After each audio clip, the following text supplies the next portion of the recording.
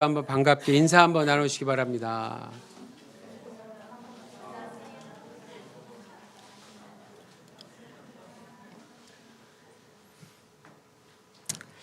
자, 오늘부터 사도행전 2장을 우리가 보도록 하겠습니다. 오늘 제목은 성령 충만까지 누리십시오 라는 제목인데요. 사도행전 2장 1절에서 4절 말씀을 통해서 말씀을 증거하겠습니다. 그 사도행전 2장은요, 성경에 이제 여러 사건들이 있잖아요. 여러 사건들 중에서 예수님이 십자가와 부활, 그리고 뭐 또 하나 있다면 승천, 뭐 이렇게 예수님에 관련된 사건 다음으로 가장 많이 알려진 역사적인 사건이 아닐까 생각합니다. 특히 오늘날에도 이렇게 교회를 이루어서 살아가고 있는 우리 모든 성도들이 결코 간과해서는 안 되는 부분이라고 믿습니다. 오늘 우리가 읽은 사도행전 2장 1절에서 4절은요, 예수님께서 보내주시겠다고 뭐 몇 번이나 약속하셨던 그 성령님께서 이 땅에 오신 실제 사건을 기록한 부분입니다. 실제 사건. 예수님께서 이 땅에 성육신 하셨던 것처럼 성령님께서도 이 땅에 막 태어난 교회에 임하셨습니다. 하나님은 여러분 멀리서 이렇게 지켜보시기만 하다가 그냥 한마디 가끔 큰 소리로 명령만 하시는 그런 분이 아니에요. 성경이 말하는 하나님은 어떤 하나님이냐면 임마누엘의 하나님입니다. 그래서 늘 자신의 백성들 안에 함께 계시면서 일하시는 하나님이에요. 그러니까 이게 우리가 성경을 통해서 얻을 수 있는 하나님에 대한 어떤 모습, 하나님은 누구인가 이런 걸 알아갈 수 있는 기본적인 하나의 패턴이죠. 자, 오늘 본문의 모든 구절에 자세히 보시면 빠지지 않고 나오는 표현이 하나 있어요. 우리 한국말로는 그들이라고 한 표현입니다. 거의 모든 구절에 다 나옵니다. 예수님이 유대인의 땅에 오셨었다면 성령님은 그 교회를 이룬 그들, 즉 예수님의 제자들에게 오신 겁니다. 예수님의 공생애와 십자가와 부활 사건, 그리고 승천 사건까지의 전 과정을 모두 목격했고요.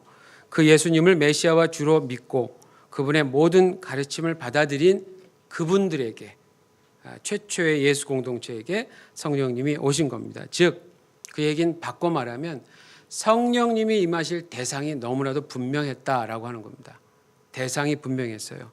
예수님과 한 몸이 된 제자들에게 오셨습니다. 더 쉽게 말한다면 죽을 때까지 예수님과 한 팀인 자들에게 오신 겁니다. 예수님과 한 팀. 자, 이 일은 지금도 마찬가지예요. 성령님은 예수님을 믿는 자에게 오십니다. 그리고 그의 안에 거하십니다. 그렇기 때문에 성도 혹은 예수님의 제자, 크리스찬, 뭐 그리스도인, 뭐 이렇게 여러 말로 표현할 수 있죠. 예수님의 제자는요, 성령님과 함께 동행하는 삶을 살아가는 사람이라고 말할 수 있어요. 그런데 그러한 성도라면 성령님이 자신의 삶에서 어떠한 방식으로 일하시고 계시는가에 대해서 역사적인 기록, 성경이죠. 이 성경을 통해서 정확히 알고 자세히 배워가야 할 책임을 가진 자이기도 합니다. 책임이기도 합니다. 생각해 보십시오. 자신과 함께 동행하고 있는 분이 어떤 분이 잘 모른다면 함께 있다고는 하지만 결코 함께 일할 수는 없게 되는 겁니다. 성령님은 분명한 목적을 가지고 성도에게 그리고 성도님들에게 교회에게 임하십니다. 분명히 무언가를 이루시고자 예수님의 제자들에게 오신다 하는 것입니다. 그렇기 때문에 그 성령님에 대해서 바로 알아야 돼요. 그래야만 성도로서 어떻게 살아가야 하는지를 바로 알 수 있기 때문입니다. 자, 우선 오늘 본문에 기록된 성령 세례, 성령 강림이라고도 표현하는데 1장에서 나왔던 표현들을 그대로 씁니다. 성령 세례의 모습에서 나타나는 현상을 우리가 먼저 한번 자세히 주목해 보려고 합니다. 현상. 자, 예수님께서 사도행전 1장 4절에서 명령하신 대로 1장 4절에서 명령하신 대로 예수님의 제자들이 한 곳에 모여 기도에 힘쓰면서 예루살렘이었죠. 힘쓰면서 성령 세례를 기다리고 있었어요. 자, 한번 2장 1절을 보시면 그들이 다 같이 한 곳에 모였더니 라고 이렇게 기록되어 있죠. 자, 이 부분은 1장 13절에서 15절에 언급된 120명 이상의 사람들이 모여 있는 것이다 것이라고 확신합니다. 자, 그리고 2절과 이제 3절을 보시면 바로 그들에게입니다. 바로 그들에게 성령이 임하였는데 사도행전을 기록한 누가가 그 순간을 어떻게 기록했는지를 한번 보십시오. 자, 이걸 보면서 먼저 한 가지 이런 질문을 할 수 있을 것 같아요. 그들이 성령이 임하셨다는 것을 어떻게 알 수 있었을까? 120명 이상입니다. 그 수많은 사람들이 어떻게 동시에 다 성령이 임하셨다는 것을 알 수 있었을까? 첫 번째는 분명한 소리를 들었기 때문에 알 수 있었어요. 분명한 소리. 2절을 보십시오. 호련히 하늘로부터 급하고 강한 바람 같은 소리가 있어 라고 나옵니다. 자, 바람이 아니에요, 여러분. 정확히 말하면 바람 같은 소리예요. 아셨죠? 바람 자체는 눈에 보이지 않죠. 눈에 보이지 않잖아요. 그러나 바람이 강하게 불면 강하게 불수록 무엇을 동반합니까?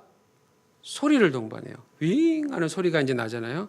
그러니까 그 소리를 듣는 사람은 분명히 바람의 존재를 인식하게 되는 겁니다. 마찬가지로 성령님이 바람 자체는 아니에요. 그러나 성령께서 임하셨을 때에 첫 번째 예수 공동체를 이루고 있었던 모든 사람들은 확실히 그리고 실제로 그걸 느낄 수 있었다라는 거예요. 이게 포인트입니다. 그들이 앉은 온 집에 가득했던, 이렇게 나오죠. 가득했어요. 가득했던 아주 강한 바람 소리 같은 것으로 인해서 뭔가 움직임이 생겼다, 뭔가 일어났다라고 하는 것에 대해서 이 사람들이 부인할 수가 없었어요. 자, 이 점이 핵심입니다. 성령님이 바람이라고 말하는 게 아니고요, 소리로 인해서 바람을 인식할 수 있는 것처럼 다 같이 모인 그곳에 분명히 성령께서 임하셨다라고 하는 사실을 모두가 듣게 됨으로써 인식했다라고 하는 점입니다. 이것이 첫 번째고요. 두 번째는 이 사람들이, 이분들이 분명히 보았기 때문에 성령이 임했다는 것을 알 수 있었어요. 보았기 때문에. 3절을 보십시오. 마치 불의 혀처럼 갈라지는 것들이 그들에게 보여납니다. 보였대요. 2절과 마찬가지입니다. 성령이 바람과 같은 소리를 내면서 임하셨던 것처럼 이번에는 불의 모습과 같이 임하셨다고 증언하고 있는 거예요. 성령님이 불이라고 말하는 게 아니라, 그러니까 여러분, 불 받아라 그러면 맞는 말이에요, 틀린 말이에요? 내가 그런 말 안 하죠. 제가 오순절파가 아니라서 그런 말 하는 게 안 하는 게 아니에요, 여러분. 제가 제일 처음 미국에서 나왔던 신학교가 오순절 개통학교였어요. 저희 예배도 오순절 개통학교 나왔어요, 여러분. 처음에. 그래서 저도 거기서 뜨거움이 뭔가를 좀 아는 놈입니다. 예. 우리 장발 목사님이 하신 그거는 얘기를 들어보니까 저보다 훨씬 늦게 하셨어요. 장발 목사님이. 저는 훨씬 이전에 그분이 하시는 그런 것들을 그냥 경험하고 배우고 막 해봤어요. 근데 제가 그렇게 안 하잖아요. 불 받아라 이렇게 안 하잖아요. 자, 왜냐?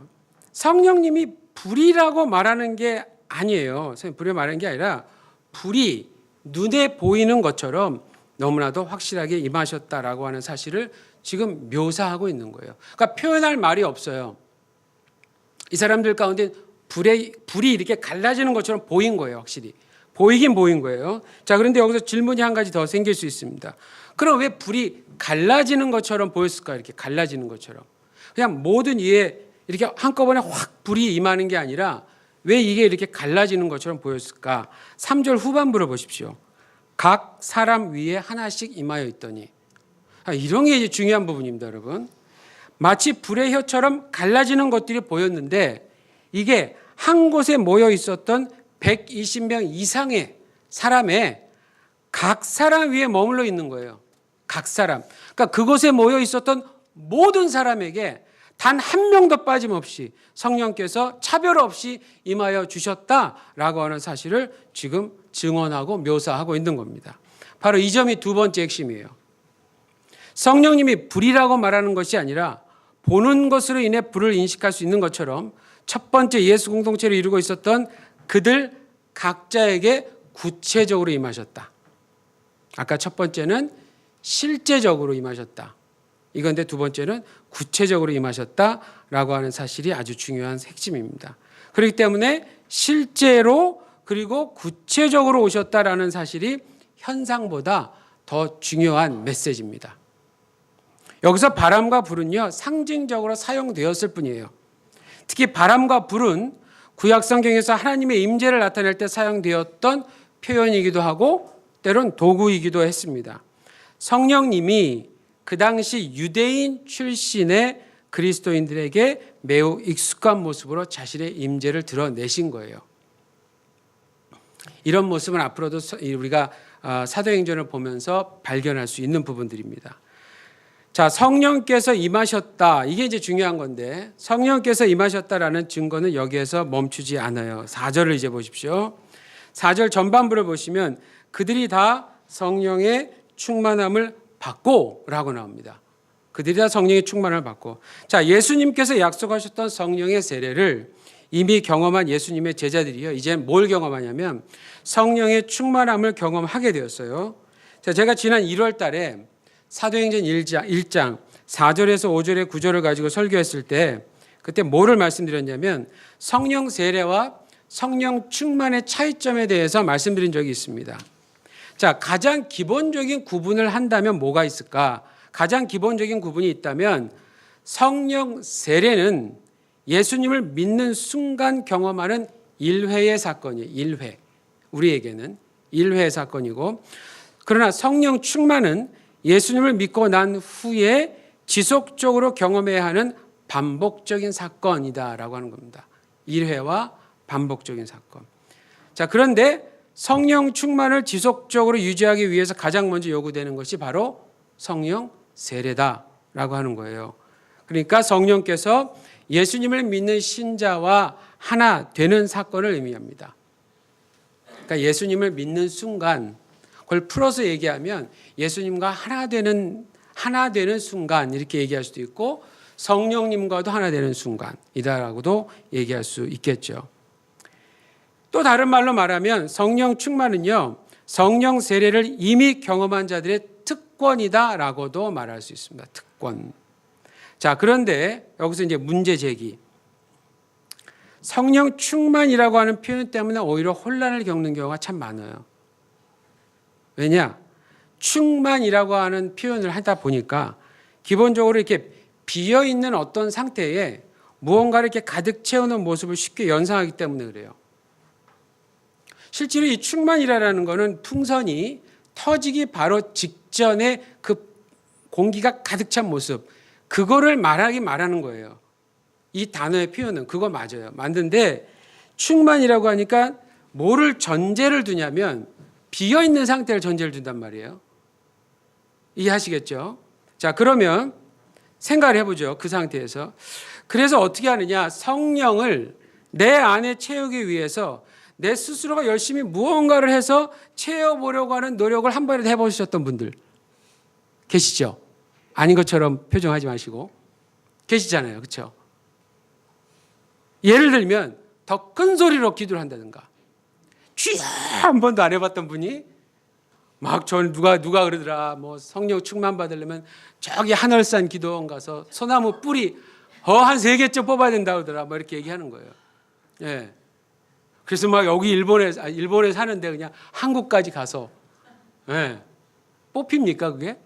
그 남의 동산에 나무 뽑으면 어떡하라고요? 그걸 왜 뽑아요? 왜 뽑아?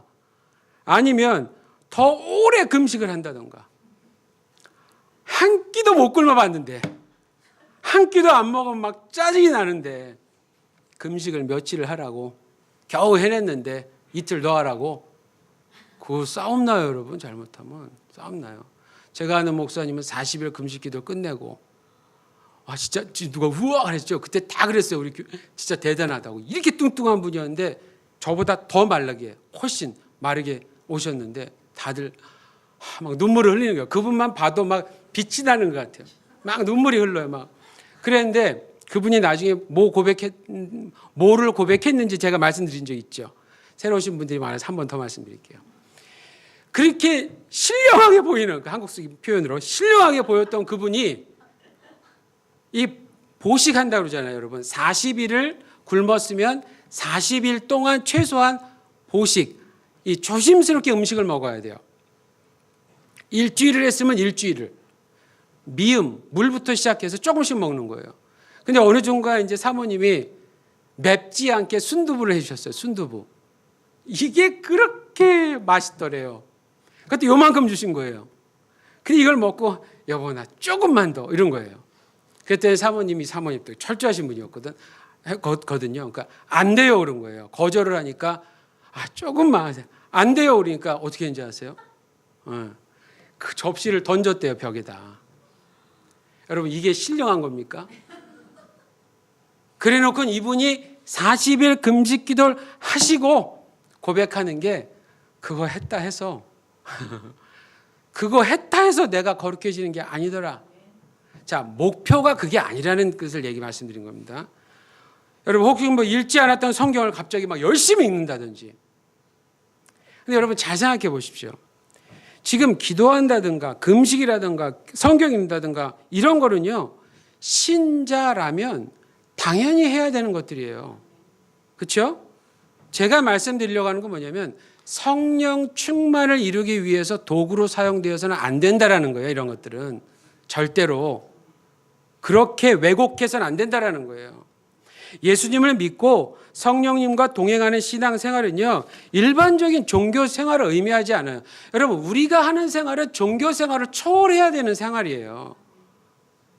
근데 그냥 다른 종교 생활과 비슷하게 어떻게 하면 우리가 못 따라가지 그들의 열심을요.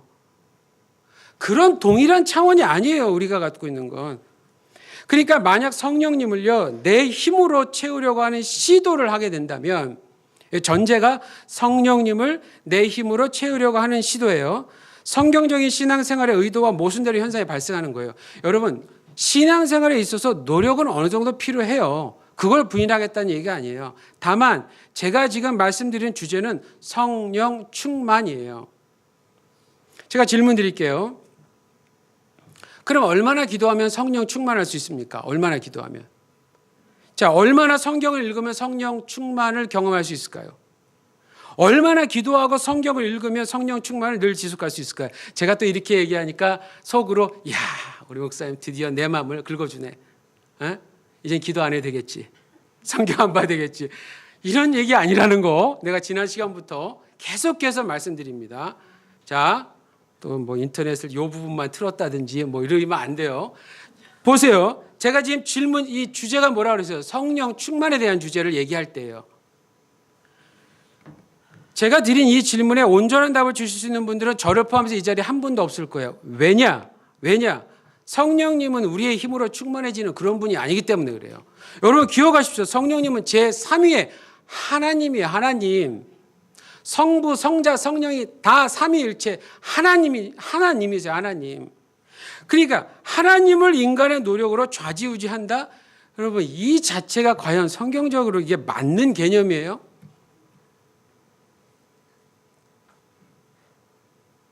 아니 신앙의 기준을 헌금 얼마 내면 된다. 이게 맞는 기준이냐고요. 교회 출석 안 하면 천국으로 올라가는 사다리가 있는데 그중에 하나씩 이게 끊어진대. 이런. 그게 어디 성경에 나와 있냐고요. 그런 개념이. 우리가 지금 모이는 거는 그래서 모이는 게 아니잖아요.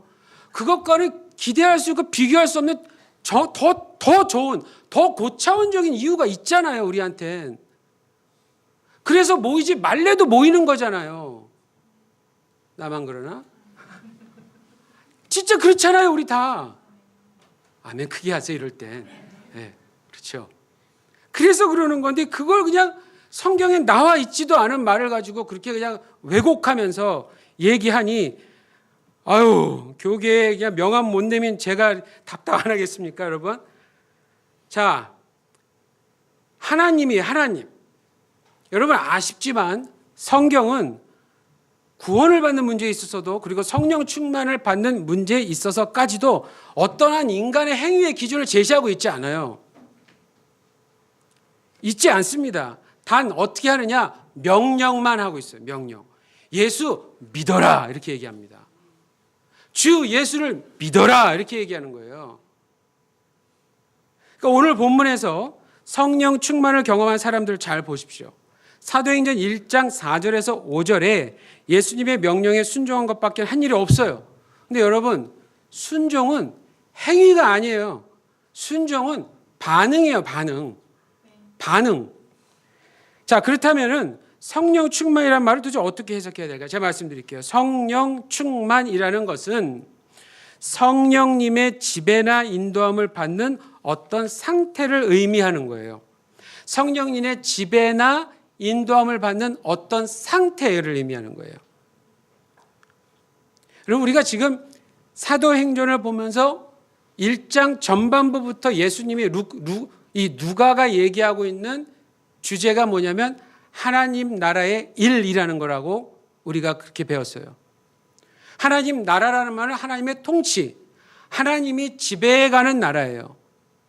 그것이 우리의 마음에, 그것이 우리의 교회 속에, 그것이 우리의 지역 가운데, 그것이 우리의 나라 가운데, 비록 일본이라는 나라, 중국이라는 나라, 한국이라는 나라, 여러 나라가 있지만 궁극적으로 이 나라의 모든 세상의 사람들이 경험해야 할 나라는 하나님의 나라예요. 하나님을 진정한 왕으로 둔 진짜 왕인 그분을 모셔야 된다는 얘기예요. 그 나라, 우리가 그걸 얘기하잖아요. 그러면 그게 인생의 주제고 크리스찬의 주제라면, 그러면 성령님이 오셔서 하시는 것이 뭐냐면 성령님이 그 지배를 하신다라는 거예요. 하나님이신 성령님이. 그러니까 공간적으로 성령이 채워지거나 혹은 다시 들어오는 것을 의미하지 않는다라는 겁니다. 요한복음 14장 16절에서 17절을 보시면 예수님이 성령님에 대해서 아주 중요한 약속을 해주셨는데 이렇게 말씀합니다. 내가 아버지께 구하겠으니 그가 또 다른 보혜사, 성령님이죠. 다른 보혜사를 너에게 주사, 그 다음이 중요해요. 영원토록 너희와 함께 있게 하시리니. 영원토록. 그는 진리의 영이라. 이렇게 얘기하십니다. 진리이신 예수님을 영접했다면 진리이신 성령님도 영원히 같이 함께 있으셔야죠. 성령님에 대해서 현상적으로 이해하지 말아야 하는 이유가 바로 여기에 있는 거예요. 성령에 대해서는 예수님께서 이미 정의해 주셨습니다. 그래서 일단 성령님께서 예수님을 믿는 신자에게 임하시면 그 관계는 영원히 유지된다라고 하는 거예요. 이건 흔들리지 않아요. 그렇기 때문에 성령 충만이라는 것은 각각의 신자에게 임하신 성령님과 어떤 상태로 그 관계를 유지하고 있는가를 나타내 주는 개념이에요. 우리가 무엇을 해서 이룰 수 있는 개념이 아니에요. 좋은 설명이 사도 바울이 가르쳤던 에베소서 5장 18절에도 나와 있는데 여러분 너무나 잘 아는 말씀이 뭐냐면 술 취하지 말라 이는 방탕한 것이니. 아멘이십니까? 일부에서 아멘 그랬더니 안 해. 자신 없어서도 안 하시는지 아니면 갑자기 내가 아멘 요구 안 하던 내가 아멘 요구하니까 겁이 나서 안 했는지는 나는 모르겠어요. 술 취하지 말라 이는 방탕한 것이니 그 다음에 오직 성령의 충만을 받으라라고 합니다. 그러니까 여러분 성령 충만은 명령이에요. 명령이에요. 이미 되어져 있는 구원을 받는 것처럼 성령 충만 자체는 내가 노력해서 빵빵하게 뭘 채우는 게 아니란 말입니다. 하나님이신 성령님의 지배를 받으라는 명령이에요. 술에 취하면 자기 몸을 자신이 컨트롤할 수 없잖아요. 그렇죠? 그래 안 그래요? 네. 왜 여자분들이 더 고개를 끄덕이시는지 모르겠네요. 네. 하여튼 저는 이걸 경험을 못 해봐서 제가 이 경험을 여러분에게 정말 이게 실감나게 말을 못 하겠어요. 이건 내 이유가 있어서 뭐 제가 착해서가 아니라 막 배우려고 할 그때 제가 병에 걸렸어요. 그래서 내가 술을 입에 못 댔어요. 그때 술이 한 잔이라도 들어가면 몸에 막 열이 나고 이런 막 이상한 병에 걸려갖고 아쉽게도 저는 술이 취하는 게 문제. 근데 어느 날 제가 그걸 우리 큰형한테 물었더니 큰형이 나한테 하는 말이 야, 너 임마 자식아, 진짜 너 임마 자식아, 술을 어제 딱 먹으면 알딸딸해지는데 그 기분이 얼마나 좋은지 아니? 이러는 거예요. 그래서 내가 그 순간 한번 딱 경험해 봤으면 좋겠다는 생각을 한번 해봤어요. 그 경험과 그 경험이 어땠길래 우리 사도 바울 선생도 이렇게 성령의 충만과 술 취함을 비교를 했을까? 근데 여기서 이제 그런 비교는 아닌 것 같아요. 술에 취하면 최소한 자기 몸이 이렇게 많이 취하면 자기 몸을 자기가 컨트롤 못 하잖아요. 그런 것처럼 신자라면 오직 성령에 취해서 성령님의 지배와 인도를 받으라라고 하는 의미예요.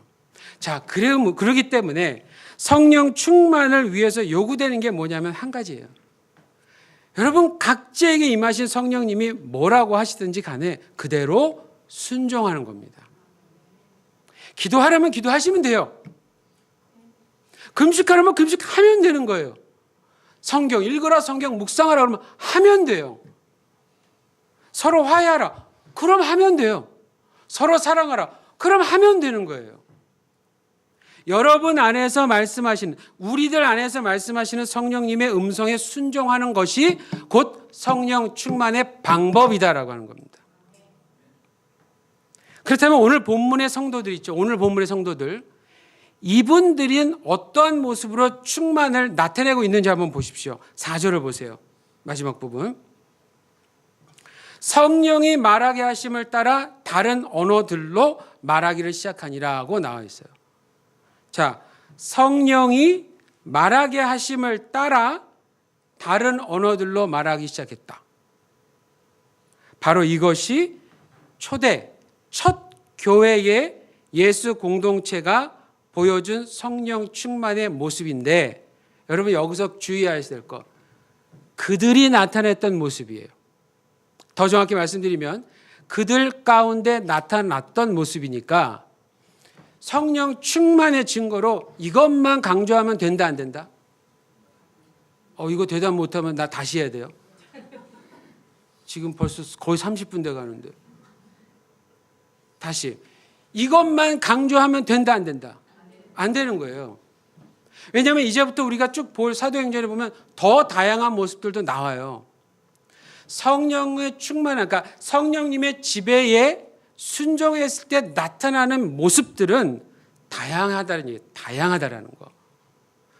여러분, 예수님이 이 요단 강가에서 침례 세례 요한한테 세례 받으셨을 때 그때 성령님이 쫙 임하는 모습이 어떤 모습처럼 나왔다고 그러나요? 비둘기예요. 그러니까 현상으로 따지면 다양하기 때문에 어떤 것이 다라고는 얘기 못하고요. 어떤 것이 여야만 한다라고도 절대로 강조해서도 안 되는 거예요. 제가 그래서 아까 제가 어디 학교 출신이라고 그랬죠? 제가 오순절 출신이라고 그랬죠? 처음에 첫 학교. 원래 저는 이제 배경은 침례교회예요. 남침례교인데 그런 학교를 배웠기 때문에 좀 그쪽 상황을 한 2년 반을 배웠었는데 좋은 점도 많아요, 솔직히. 제가 인정하는 부분도 있고요. 다 잘못됐다라는 건 아니에요. 근데 어떤 부분에 대해서는 너무 선을 넘어가는 부분이 많아요. 왜냐? 감정적인 부분이 아무래도 들어갈 수 있는 여지가 많기 때문에 그래요. 그래서 내 감정이 오히려 성경의 기록을 넘어갈 때가 솔직히 더 많았어요. 그래서 저는 그런 모습을 좀 보고서 이게 아니다. 여전히 중요한 거는 차든지 간에 뜨겁든지 간에 말씀이 말하는 대로 해야 되겠구나 하는 걸 이제 이렇게 결심하게 되고 하는 거예요. 다른 언어들로 말하기를 시작합니다. 왜 그럼 성령 충만한 이 첫 번째 예수 공동체의 경우에는 다른 언어들로 말하는 모습으로 나타낸 것인가?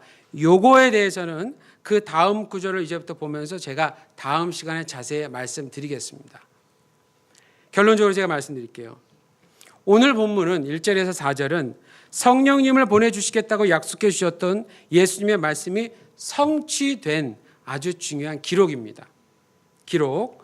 그런데 이 본문을 잘못 이해하는 것에서부터 우리 성령님을 잘못 이해하는 모습이 생겨나요. 나버렸죠. 자, 성령 세례의 현상에 주목하기 위해서 이 본문이 기록된 것이 아닙니다. 그렇다면 성령은 불로 오셨다라고 얘기했어야 되고요. 성령은 바람으로 오셨다라고 얘기해야 돼요. 근데 그렇게 기록 안 됐어요. 바람과 같이, 소리와 같이, 불과 같이, 같이라는 말이 들어가요. 그래서 성령께서 예수님의 약속대로 이 땅에 오셨음을 사실로서 확인하기 위해 기록된 것입니다. 그리고 성령께서 오신 목적은 이미 주님이 말씀하셨어요. 사도행전 1장 8절의 실현을 위해서입니다. 예수님의 비전이라고 말할 수 있는 사도행전 1장 8절을 실현하기 위해서 성령께서 이들에게 임하셨고 이들에게 큰 권능을 주시고 이들을 통해서 예루살렘과 온 유대와 사마리아 땅 끝까지 이르러서 하나님 나라를 가시적으로 확장시켜 가시는 분이 바로 성령 하나님이시다라고 하는 겁니다. 그렇기 때문에 성령께서 예수님의 비전 사도행전 1장 8절을 어떻게 실현해 가시는가 하는 그 과정에 집중해야 돼요. 과정. 단순히 현상에만 집중하면 사도행전의 큰 그림과 성령께서 사역하시는 기본적인 중요한 패턴을 놓치게 돼버립니다. 여러분, 성령께서 드디어 임하셨어요. 아멘이십니까? 이 사실로만 우리는 기뻐해야 돼요. 성령께서 임하셨습니다. 첫 번째, 예수 공동체에 실제로 그리고 구체적으로 한 사람 한 사람에게 임하셨고 그리고 그들 모두를 자신의 권능으로 충만하게 하셨다라고 하는 것입니다. 이것이 먼저 이루어져야 비로소 사도행전 1장 8절의 실현을 위해서 각 성도들이 쓰임받을 수 있게 되기 때문입니다. 자, 그래서 예수님을 이미 믿고 계신 모든 분들께 제가 권면합니다. 예수님을 믿는 순간 성령께서 여러분들의 삶에 임하시는 것은 단지 현상으로서가 아니라 약속해 주신 말씀으로서 확인할 수 있어요. 그게 첫 번째예요.